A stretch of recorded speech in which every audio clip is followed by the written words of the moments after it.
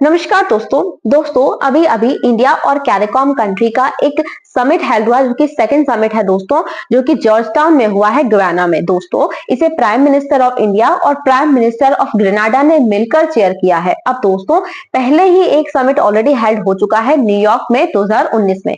दोस्तों इंडिया और कैरिकॉम के रिलेशंस को इंप्रूव करने के लिए इस समिट को हेल्ड किया गया था। तो इसके हाईलाइट्स क्या निकल के आए ये भी जानना जरूरी है, लेकिन पहले जानना जरूरी है कि कैरिकॉम होता क्या है, तब इसके दोस्तों आप हाइलाइट्स समझ पाएंगे। दोस्तों कैरिकॉम एक ग्रुपिंग है जिसमें कि अटलांटिक ओशियन में जो कैरिबियन सी है उसमें लोकेटेड कंट्रीज जो हैं उनकी ये ग्रुपिंग है। दोस्तों 1973 में इस ग्रुपिंग को बनाया गया था दोस्तों, जिसमें 21 मेंबर्स इंक्लूडिंग है, जिसमें कि 15 मेंबर स्टेट्स हैं और 6 एसोसिएट मेंबर्स हैं, जिसमें कि एक है मेनलैंड स्टेट जैसे कि सुरिनेम और गुयाना और कुछ है आइलैंड स्टेट्स। अब दोस्तों ये जो ग्रुपिंग 1973 में बनाई गई थी इसमें दोस्तों 4 फाउंडिंग मेंबर्स थे। एक था बारबाडोस, एक था गुयाना, एक था दोस्तों टोबैगो और ट्रिनिडाड और एक था जमाइका।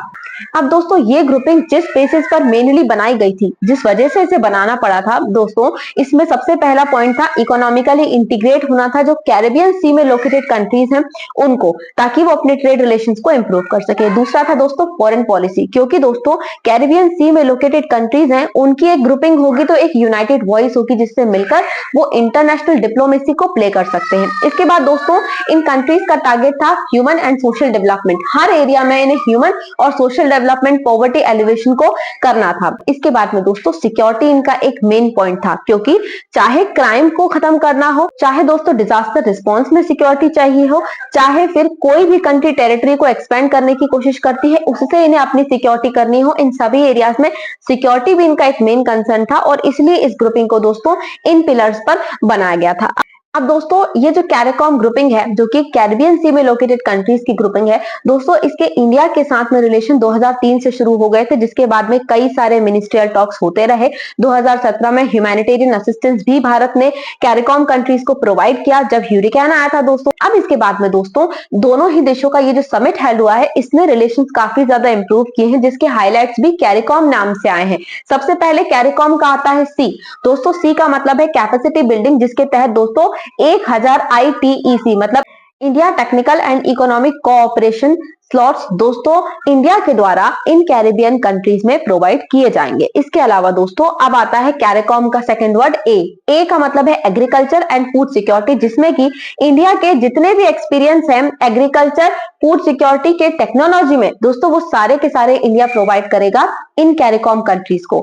इसके बाद में दोस्तों थर्ड वर्ड आता है आर का मतलब है रिन्यूएबल एनर्जी। रिन्यूएबल एनर्जी के टर्म्स में भी दोस्तों भारत की कोशिश रहती है कि भारत का जो एक ग्रुपिंग है ISA मतलब इंटरनेशनल सोलर अलायंस, इसमें ज्यादा से ज्यादा कंट्रीज को जोड़ा जाए, ग्लोबली इंटीग्रेट किया जाए और इसी के लिए भारत कैरिबियन कंट्रीज को भी जोड़ने की कोशिश करेगी। इसके बाद में दोस्तों वर्ड आता है आई का मतलब है दोस्तों इनोवेशन टेक्नोलॉजी एंड ट्रेड। अब दोस्तों इसके तहत प्राइम मिनिस्टर ऑफ इंडिया ने एक पक्ष रखा है कैरिबियन कंट्रीज के सामने कि वो DPI मतलब डिजिटल पब्लिक इंफ्रास्ट्रक्चर जो है इंडिया का उसे इस्तेमाल करें अपने पब्लिक सर्विस डिलीवरी सिस्टम के लिए, ताकि उनका digitalised public service delivery system जो है वो इंप्रूव हो सके। इसके बाद में दोस्तों वर्ड आता है सी का मतलब है क्रिकेट एंड कल्चर। दोस्तों इंडिया की कोशिश रहेगी कि जो कैरिकॉम कंट्रीज हैं उनमें रहने वाली विमेन्स को क्रिकेट में एक्सेल किया जाए, ट्रेन किया जाए और उसके साथ साथ में एक days of Indian culture organise किया जाए इन कैरिकॉम कंट्रीज में। अब दोस्तों इसके बाद में आता है ओ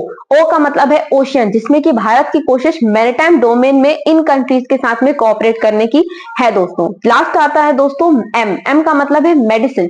अब दोस्तों भारत क्योंकि जेनेरिक अफोर्डेबल मेडिसिन प्रोवाइड करने में काफी ज्यादा एफर्ट्स प्ले करता है, इसलिए दोस्तों इंडिया की कोशिश रहेगी कि generic affordable medicine in CARICOM countries को जन औषधि केंद्र विकसित करके प्रोवाइड किए जाए, ताकि इन कंट्रीज का हेल्थ केयर सिस्टम दोस्तों इंप्रूव हो सके। और ऐसा करके दोस्तों इन समिट्स के थ्रू इंडिया और कैरिकॉम कंट्रीज के रिलेशंस अगर इंप्रूव होते हैं तो इन द कमिंग टाइम्स दोस्तों भारत की जो एज है ग्लोबल लेवल पर इंटरनेशनल डिप्लोमेसी में वो बढ़ेगी, क्योंकि कैरिकॉम कंट्रीज में दोस्तों टोटल 21 मेंबर स्टेट्स इंक्लूडिंग है।